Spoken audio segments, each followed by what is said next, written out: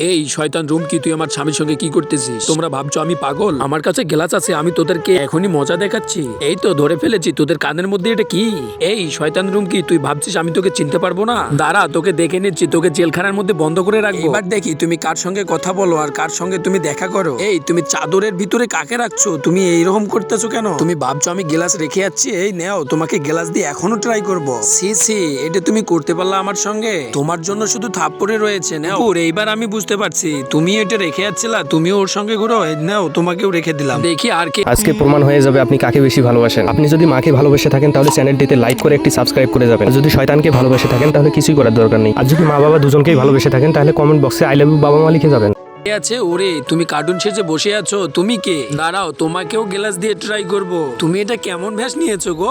এইবার দেখি একটা মার। ওরে চুমকি, তোরে তো খাইছি, তোরেও রাইখা দিমু। তোদের তিনজনরে একসঙ্গে রাখাই উত্তম। এইবার তোমারে ফাইনাল চেক দিমু, যদি আর পাই তাহলে তোরেও মাইরে দিমু আজকে। আরে বাপরে, তোর কপাল ভালো।